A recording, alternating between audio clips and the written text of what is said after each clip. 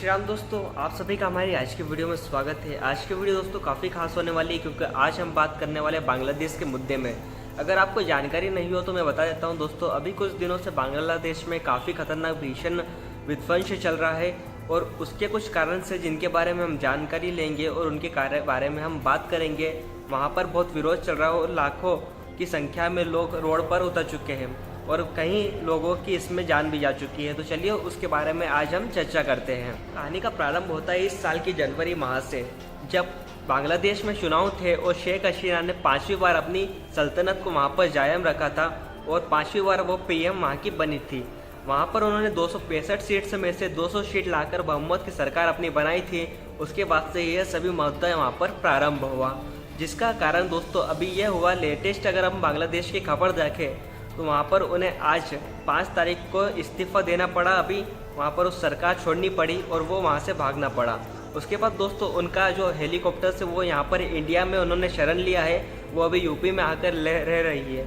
उसके बाद वो अभी लंदन जाएगी यहाँ से, क्योंकि सरकार उन्हें अभी यहाँ पर रखने वाली है नहीं। तो दोस्तों ऐसा कुछ साल पहले भी यहाँ पर हुआ था। अगर हम पुराना इतिहास हमारा देखें तो 40 साल पहले भी शेख हसीना और उनका परिवार वहाँ से भागकर इंडिया आए थे और इंदिरा गांधी के टाइम पर उन्हें यहाँ पर शरण दिया गया था। उस टाइम पे भी दोस्तों वहाँ पर ऐसा ही भीषण आतंक मचा था और सभी लोगों ने उनका विरोध कर दिया था, उनके परिवार का विरोध करा था और वो यहाँ पर भागकर आए थे इंडिया में। वो यहाँ पर 6 साल उस टाइम पर रुके थे और अभी भी ऐसा ही लग रहा है, लेकिन उन्हें इस बार इंडिया की सरकार यहाँ पर रुकने नहीं देगी और अब वो जाएंगे लंदन यहाँ से डायरेक्ट। तो दोस्तों इस मुद्दे के बारे में हम कुछ पॉइंट देखते हैं जिनके कारण ये सभी हुआ है और इतना खतरनाक वहाँ पर ये भीषण अभी संग्राम चल रहा है।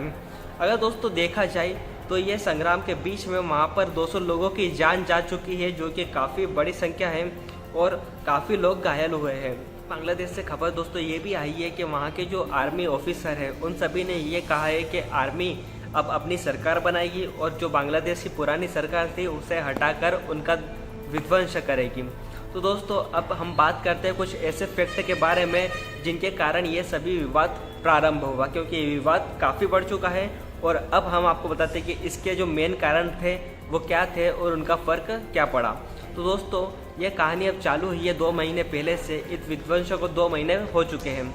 ये बात है 5 जून की, जब हाईकोर्ट का वहाँ पर फैसला आया था और हाईकोर्ट का फैसला था कि जितने भी स्वतंत्रता सेनानी हैं और उनके जो परिजन हैं उनको 56% आरक्षण दिया जाएगा।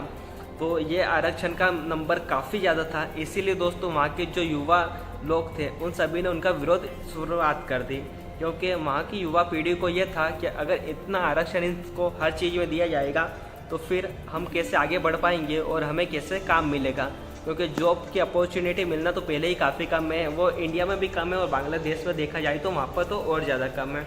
तो इसका वहाँ पर विरोध प्रारंभ हुआ और ये प्रारंभ विरोध हुआ, फिर कई दिनों तक ये विवाद वहाँ पर बढ़ा।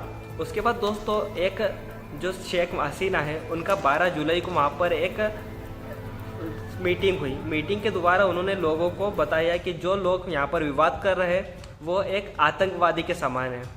अब ये तो काफ़ी बड़ी बात थी, उन्होंने ये कह दिया कि वो एक आतंकवादी के समान है।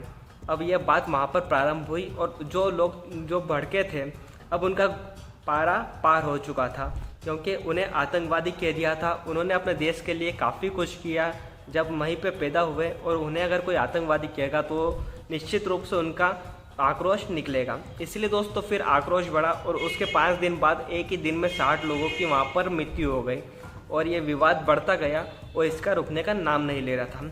उसके बाद दोस्तों ये विवाद इतना बढ़ चुका था कि ये बात फिर सुप्रीम कोर्ट और सरकार हटाने की हुई। उसके बाद दोस्तों सुप्रीम कोर्ट का वहाँ पर फैसला आता है कि जो आरक्षण हम दे रहे थे 56% जो भी स्वतंत्रता सेनानी थे, अब वो आरक्षण का प्रतिशत हम कर देंगे 7। तो उन्होंने फिर 56 को हटाकर वहाँ पर 7% कर दिया। लेकिन दोस्तों अब तक तो वहाँ पर काफ़ी विध्वंस हो चुका था और जो युवा पीढ़ी थी उनका गुस्सा शांत होने का नाम नहीं ले रहा था। उनका कारण ये था कि 56 का 7 हुआ वो ठीक है, लेकिन आप हमें आतंकवादी कहेंगे, अगर इस देश की प्रधानमंत्री हमें आतंकवादी कहेगी तो ये तो काफ़ी गलत बात है। इसीलिए दोस्तों उनका गुस्सा भी शांत होने का नाम नहीं ले रहा था। उन्होंने कहा कि हमारा गुस्सा तभी शांत होगा जब हमारे यहाँ की प्रधानमंत्री इनका पलटा सब खत्म होगा और नया यहाँ का कोई प्रधानमंत्री बनेगा। उसके बाद दोस्तों इनका गुस्सा इतना बढ़ गया है कि इन्होंने जो पीएम का घर था वहाँ पर कब्जा कर लिया। वहाँ पर जाकर नॉनवेज खाया, चिकन मटन वगैरह ये सभी वहाँ पर खाया, उनके पलंग पर सोए और वहाँ पर ही इन्होंने इंजॉय किया। तो दोस्तों ये सभी वहाँ की कभी खबरें चल रही है। बांग्लादेश के प्रदर्शन के कारण दोस्तों वहाँ पर इंडिया पर भी उसका फर्क पड़ा है और बांग्लादेश से इंडिया की सप्लाई पूरी तरह बंद हो चुकी है। और जो ट्रेनें बांग्लादेश जाने वाली थी और बांग्लादेश से जो ट्रेनें और प्लेनें आने वाले थे वो सभी अभी रोक दिए गए हैं। इसीलिए दोस्तों बांग्लादेश से अभी सप्लाई और डिमांड बिल्कुल भी नहीं आ रही है। उसके बाद दोस्तों जो प्लेन थे और जो वहाँ के जो बांग्लादेश में रह रहे थे लोग उन्हें भी वापस बुलाया गया, उनका भी ध्यान गवर्नमेंट के द्वारा इंडिया की रखा गया है। तो दोस्तों अभी तो सब वहाँ पर कामकाज यही चल रहा है और अगर कोई खबर रहती है आगे की तो वो मैं आपको आगे बताऊँगा। तो चलिए दोस्तों, अगर आपको इस वीडियो से कुछ जानकारी मिली हो तो वीडियो को लाइक कर दीजिए और हमारे चैनल को सब्सक्राइब कर दीजिए। फिर मिलेंगे दोस्तों नेक्स्ट व्लॉग में। बाय बाय, जय जय श्री राम।